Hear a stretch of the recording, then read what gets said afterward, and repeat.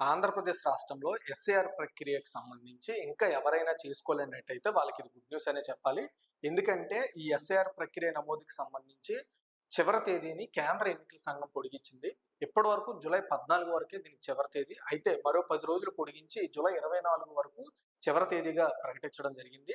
అయితే ఏదైతే జూలై 31 ఉందో ఆ రోజు ఈ ఓటర్ల ముసాయిదా జాబితాను విడుదల చేస్తారు. అదే రోజు నుండి ఆగస్టు 30 వరకు సంబంధించిన అభ్యంతరాల స్వీకరణ గడువైతే ప్రకటించడం జరిగింది. ఏవైనా అభ్యంతరాలు ఉంటే ఆ తేదీ మధ్యలో ఇవ్వడం ద్వారా దానికి సంబంధించిన చేంజెస్ ఏమైనా ఉంటే చేసి ఆ తర్వాత అక్టోబర్ 3వ తారీఖున దానికి సంబంధించిన ఫైనల్ లిస్ట్‌ని విడుదల చేస్తామన్నట్లుగా కేంద్ర ఎన్నికల సంఘం నోటిఫికేషన్‌లో చెప్పడం జరిగింది. అయితే ఈ చివరి తేదీని పొడిగించడానికి గల కారణాలు ఏంటంటే ఇప్పటికీ చాలా మందికి ఈ ఎస్ఐఆర్‌కి సంబంధించిన అప్లికేషన్స్ వెళ్ళకపోవడం, వాళ్ళు ఇంకా అప్లికేషన్ ఫిల్ చేసి ఇవ్వడము, లేదంటే డిజిటలైజేషన్ ప్రక్రియ కావచ్చు, లేదా ఓటర్లకు సంబంధించిన కొన్ని మార్పులు చేర్పులు ఉండడం ఆలస్యం కావడం, కొంచెం సర్వర్లు కూడా డిజిటలైజేషన్ ప్రక్రియలో మొరాయించడం ద్వారా ఈ ప్రత్యేకమైన ఎస్ఐఆర్ ప్రక్రియ ఆంధ్రప్రదేశ్లో కొంచెం లేట్ అయింది. ఇంకా పూర్తి స్థాయిలో కాలేదు. అయితే ఎప్పటికప్పుడు జిల్లా స్థాయిలో అదేవిధంగా రాష్ట్ర స్థాయిలో ఎంతెంత మేర ఎస్ఐఆర్ ప్రక్రియ పూర్తవుతుందో ఇప్పటికే ఎవ్రీడే నైట్ 9 to 11 మధ్యలో అప్డేట్లు కూడా వస్తున్నాయి. కాబట్టి ప్రతి ఒక్కరూ ఎస్ఐఆర్ ప్రక్రియను కంప్లీట్ చేయాలి.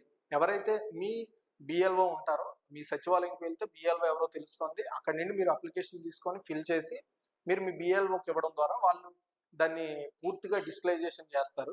ప్రతి ఒక్కరు కూడా ఎస్ఐఆర్ చేసుకోవాల్సిన అవసరం ఎంతైనా ఉంది.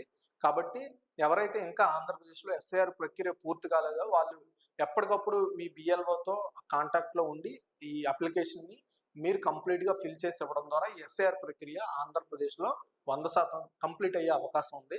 ఒకవేళ ఎవరికైనా సరే ఓటర్లలో సంబంధించిన జాబితా లేకపోవడం, లేదంటే గత ఎస్ఐఆర్‌లో మీ ఎవరైతే తండ్రి లేదా తల్లి, నాన్నమ్మ, తాతయ్య లేకపోతే మీరు ఏ వివరాలైనా సరే పర్ఫెక్ట్‌గా మీ బూత్ లెవెల్ ఆఫీసర్‌ని కనుక్కొని మీరు ఆ అప్లికేషన్ ఫిల్ చేసి ఇవ్వడం ద్వారా వాళ్ళకి కొంత అది హెల్ప్ అవుతుంది. ఎందుకంటే బిఎల్ఓలు కూడా చాలా వరకు వాళ్ళ అప్లికేషన్స్ ఇవ్వడం, ఒకవేళ ఎవరికైనా తెలియకపోతే వీళ్ళే ఫిల్ చేసి దాన్ని కంప్లీట్ చేయాల్సిన ప్రక్రియ వస్తుంది. కాబట్టి కొంత ప్రజలు కూడా సహకరించి ఈ ఎస్ఐఆర్ ప్రక్రియని ఆంధ్రప్రదేశ్‌లో పూర్తి చేస్తే వీలైనంత తొందరగా ఎస్ఐఆర్ ప్రక్రియ అవుతుంది. ప్రతి ఒక్కరు కూడా వాళ్ళు ఏదైతే ఈ తుది జాబితాలో ఉండే అవకాశం ఉంటుంది. ఒకవేళ ఇంకా ఎవరైనా చేసుకోకపోతే చేసుకోవాలని కేంద్ర ఎన్నికల సంఘం కోరుతోంది.